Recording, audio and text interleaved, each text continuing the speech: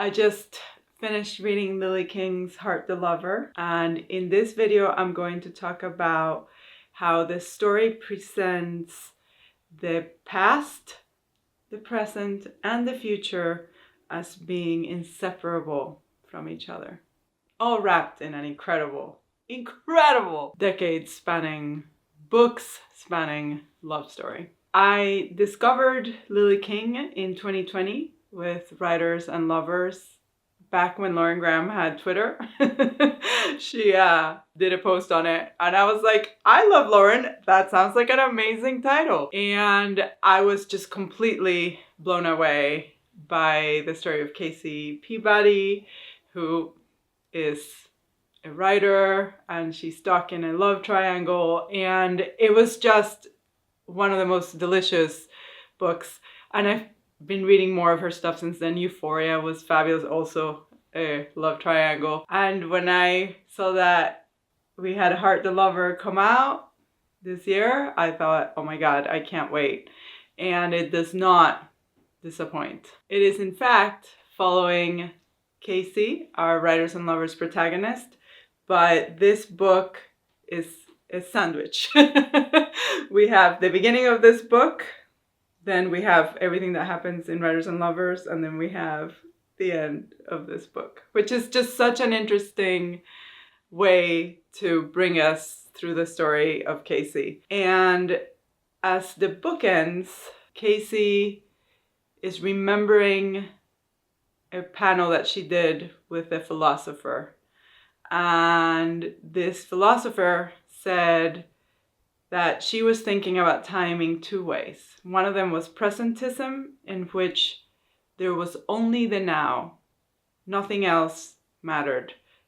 Only the present moment. And the other one was eternalism, in which the past, the present, and the future are all happening all at once. They all coexist in the same space. And I would argue that in this book, that is exactly what shapes the story. This idea that we are forever shaped by our past, and that we are forever shaping our future as we're living our present. And when it comes to love stories, that makes for a very complex and moving and powerful piece of writing. Lily King opens Heart the Lover when she is in her senior year of college. And pretty quickly, she is in a class with these two really smart boys who always sit at the front, and the professors all love them. One is named Sam, the other one is named Yash. And Sam shows interest in her. Casey has always been a creative writer, and she's in a 17th century lit seminar. So she's a little bit out of her depth. Not exactly, but these guys are the stars. And there's something really wonderful about being noticed by the stars. Not only are they the stars, but they live in Breach House, which is the house that belongs to Professor Gastrell, who is one of their star faculty, and he has gone away for the year, and he left his two favorite students to house it in this place that is just glorious. You know, I'm a professor and I have a house that's lovely and full of books, but this is a whole other level of professorial bookness. There's pipes and there's leather-bound books everywhere. It's a kiss to the past. And of course, she falls in love with the house. She falls in love with their intellect. She kind of falls in love with Sam, sort of, because he is a very difficult person to love. But like in most stories about college, she finds herself, especially in senior year, loving what she's learning and loving this new discovery of really being pushed to use her intellect, but she also is thinking about the future. Senior year of college is an amazing time, but you're also completely lost in like, what will I do next? Finally, right after all these years of being educated, you are about to go out in the world. And of course, she has a creative writing degree and a bunch of student loans. So that pressure of enjoying the moment, the present, which is stuck in the past because this house is such a house of the past, and yet figuring out how to live the present so that you may be able to pay rent in the future makes for great storytelling, but it's something very relatable that I think a lot of us go through as we are about to leave education for the first time in our lives. And even though Sam, who mistreats her, is the one who came after her first, she finds herself realizing she's attracted to Yash, who's a lot sweeter, but who's also Sam's best friend. And you can see that how this love affair that she's having with Sam is completely overtaken by these nascent feelings that she's not allowing herself to experience, and that Yash is certainly not allowing himself to experience. So as this book opens, we're in a moment where both the professional and the emotional moments that we're experiencing are spread across the past, the present, and the future. The second timeline in Heart, the Lover, looks at Casey after that senior year. She ended things with Sam. She realizes that she loves Yash, but she also knows Yash is off limits because he is a good guy who won't do anything to upset Sam, who seems to have ownership over her in his mind, even though they're not together. And she has also, inspired by their brilliance, decided that she's going to spend another semester in college and do an honors thesis and do it right. She will actually also go all out with her own intellect and really find that part of her that will shine afterwards. And one of the things about college is that there's the semesters and then there's the summers. And if you have ever spent a summer in a college town, it's a completely different space. It's really fun because you get to run the place, but it also feels a little bit like a ghost town. Like the whole town is waiting for its purpose to return. And in her case, she gets a job at a laundromat. That's wonderful. But she's not only waiting for her purpose to return, a la the students will come back, but she's also just lost in this desire she has for this man that she doesn't think she can have. And I think one of the beautiful aspects of falling in love actually is to be a little jilted. That's what Elizabeth Bennet's dad says. Mr. Bennet's like, a girl likes to be jilted in love. And it's not wrong. It's that sense of desire you have for someone that you can't have. It's titillating. So she spends the summer waiting for Yash to come back because Sam has graduated, but Yash will return. And it's a summer spent in expectation. And then when he returns, he is very clearly, oh my God, in love with her. And they begin this beautiful, amazing first love affair, you can call it. Relationship, affair/relationship. And you have the sense that these two really are meant for each other. These are two people who are soulmates. But he's also a good guy who doesn't want to hurt his best friend. So even though they're clearly meant for each other, the past keeps haunting them. And the future is very much a question for them, because there's also the fact that in college you then graduate and you have to make a living. And in their case, they have humanities degrees. The third timeline in Heart the Lover explores what happens during the semester that Casey decides to stay in college to work on her honors thesis. And in terms of her relationship with Yash, it is so beautiful. And when they're in each other's world, in that present that they have, and they're having amazing sex, and they're helping each other with their thoughts and their writing, it's perfect.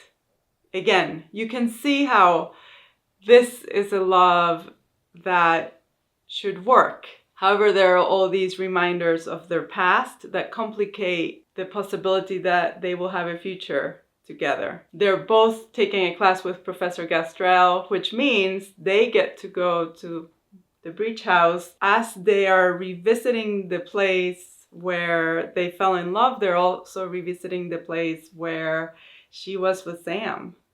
So he is present in that way, Sam is. And then he is present when he comes back to visit, which he does somewhat often. And when that happens, Yash just disappears from Casey's life and goes into Sam's space. And he is terrified of telling him that he's seeing her. There are all these signs that this past that they had is going to come back and haunt them. And that past isn't all bad. Sam and Yash have a long relationship. She's the new person. She's the interloper. And that relationship is severely curtailing what can happen between Yash and Casey, even though when they're together in that moment when they can forget everything else, it all seems perfect. And then, of course, there's the question of, all right, after graduation, what? How do we make a living? How do we stay together? So our first loves, God, they're so powerful and they're so amazing. And if you're lucky to find a first love who's a great match for you, they're even more haunting. But most of us don't end up with our first love. And it's in part because there's all these other aspects of our life that make it really hard for us to end up with the first person we fell in love with when we were very, very young. And she is exploring that in exquisite and devastating detail. In the fourth timeline, Casey goes to Paris after graduation. And I remember the time post-graduation as being so disorienting and surreal. You're on your own for the first time usually, and you're having to make a living, and you did all this studying, and people thought you were so smart and clever, your professors did. But now you're back at the bottom of the totem pole, right? Because you are just this person that has a bunch of skills that are good for what? Thinking about books in her case and writing stories. So it is a disorienting time, and it's that moment where you're trying to go into adulthood. And if you add to it the fact that you've been separated from your first love, who is also going through his own disorienting time, it's an excellent soup for our poor protagonist to really struggle. And she's in Paris. She is an au pair in Paris. She has a wonderful boss who really loves her. She lives in a fabulous apartment, but she's still lost in this infatuation that she has with Yash and trying to figure out how in the world they're going to make a living, and can they make a living together, and can they be together. And she spends most of her time in Paris, yes, doing some writing, but mostly waiting for him to send her these yellow notepad letters that he writes there. It's like really long, she calls them like packages. They're big, but they're just these letters, but there's not that many of them. They don't come that often. And it drives her nuts, the uncertainty of what he's feeling and where they're gonna go. Eventually he does come and visit, and it's this amazing time for them. It's so clear, again, that these two people belong together. And there's a moment where they go into the water and she just wants him to like carry her and play and make out, have this great romantic moment in the French lake. And instead he just swims away. At some point, her boss, who married someone else, had kids with that other person, and he's now back to her first love, says, look, this guy, you love him. He loves you. Just be together. Make that be the most important thing, because you guys are clearly meant for each other, and you should be. They end up deciding to move to New York, and he doesn't show up. And this is when we find out, because talk about the future and the present being in the same space, that she's pregnant. She hadn't told him because she wanted to tell him in person, because she kept calling him and he didn't reply, because they were moving together to New York. And now the consequences of this person that seems perfect but is not available become very clear to her. And of course, the consequences of what it's like to be a woman, because she's the one who has this baby. This makes it clear that he is not the person that she can spend her future with. The fifth timeline in Heart the Lover is a huge time jump. Imagine that we left Casey with her pregnancy in New York, and then we had all of the incredible events in Writers and Lovers, in which Casey met Silas, who turned out to be an amazing guy. We knew it, but we suspected it, we hoped. And she ended up having a great career as a writer. And now she gets a visit from Yash. This part is all written in the second person. So it's you. It's written to him. And she has two little boys who are fabulous, Jack and Harry, and they like Yash. And she is in a very happy marriage to Silas.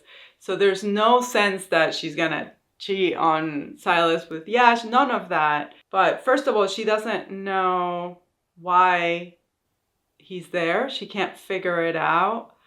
And she also loves him so much. She's mad. She ended up giving the baby up for adoption, and she picked two parents who in the photo were gazing at each other instead of gazing at the camera, because it reminded her of the love that she and Yash felt, and she felt like these two people would be amazing people for her daughter, whom she named Daisy in her own head. She has no idea what her name actually is. But she let go of that child with the sense that that child is fine. But what she didn't let go of is the fact that he left her like that. And Silas keeps pressuring her to tell him that she had his baby, because she hasn't. They've had all of these correspondences over the years where he basically sends her pieces of writing that somebody else wrote that may or may not be an apology, but they're not really. But having him there just brings up all of it, because she does still love him, because they parted not because he was an asshole. He did an asshole thing, but they parted because he didn't show. And of course she has this secret that keeps on tying them back together, and he fits so well into their life. Silas likes him, the kids like him. There's this sense of him just being a part of her that just fits into this world. Though he keeps seeing similarities between the Breach house and their house that's not there, he keeps trying to find more connections to their past than she thinks are there. But it is such a beautiful melancholy passage of this man who just never managed to show up for her, also never managed to apologize to her, coming back with all the feelings and all the moments of their past and making it all take over their house and her mind. But you also get the sense that she's happy enough with the world she has that he's not going to interrupt anything. He's there. She doesn't know why he leaves. She still doesn't know why he came. And she goes on with her wonderful life that she has built, even though we realize that she's built a life that he, her first love, who shaped her intellectually as well, not only sexually, emotionally, fits in that life because she kind of built it, not around him, but it would make sense that she would build something that he would belong in. The last timeline in Heart the Lover happens when Casey's children are teens and Jack, her oldest, has cancer. It's not incurable cancer. He has to have this big surgery, and as they're waiting to find out when he will have this big surgery, she learns that Yash is dying of lung cancer. And she goes to see him. And when she enters the hospital, all these people from their past are there. All of his family that she met, all of his friends that she met. Sam is there. And they come and they go and they all see her as the one that broke his heart. Yash never married. He always longed for her. And it's an amazing way of bringing all of the past and the present together in a way that is complicated because, of course, Yash has no future. Or does he have a future? Silas keeps saying, you have to tell him that he has a kid. And she doesn't know how to do it because there's all of these people there, in and out. And Sam, to his credit, apologizes for having been such an asshole and says that he kind of always knew that they loved each other, which turned him into more of an asshole. He knew it before they did. And it's an interesting move, which I think you can only do in these decades-spanning stories, because we get to see this guy that was pretty much a villain that we did not like change and grow and apologize in a way that, no, we don't love him, but we get him because he has been the most loyal friend in the world to Yash. He has a little cot where he sleeps next to Yash, even though he has kids. He's just like being there for his friend in ways that she isn't, because she just showed up. And eventually she does have this conversation with Yash towards the end. She keeps on extending her stay, and now her kid is having surgery. Everything comes to this crazy head, right? Her kid, who is part of her future, in order to have a future, needs to have the surgery. She needs to be there, but she also needs to close her past with her first love that shaped the present that she has. And he, Yash, is upset at her because he feels that he tried to apologize so much and she never forgave him. And she's like, you didn't apologize. You just sent me passages from Celine, who, by the way, was a Nazi sympathizer. You didn't apologize. And now she wonders if she misread him. She doesn't know. But eventually she tells him about little Daisy and it makes his death be a hopeful one, because suddenly he's like, when she finds you, because I know she will, you must tell her I loved her. And there's this whole moment where he gets to leave the world with a sense of light and hope and possibility for this baby that he had no idea he had. And then she gets to go to the family she absolutely adores, with whom she is so happy. And she has this sense that her child will be fine, which, if you're going to think about the future and the past and the present all living in one space, as they do in this book, I think that you do get to have those premonitions. I don't think it's like a cheap thing for her to do as a writer, because, and I mean Lily King, not Casey, who's also a writer, because she earned it.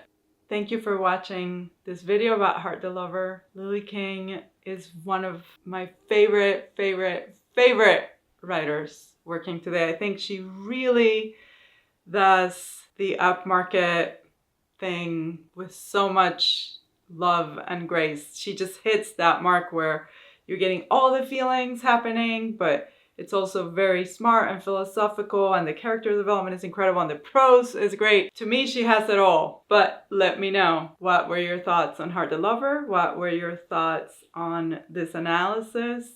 Are you a presentism person? Do you think that the present is where it's all happening, or are you an eternalism person? I'm an eternalism person. I, like this book, think that all the time frames are usually going at the same time and affecting each other and shaping each other. Please let me know your thoughts on the book and on this analysis, and like, share, subscribe, and comment.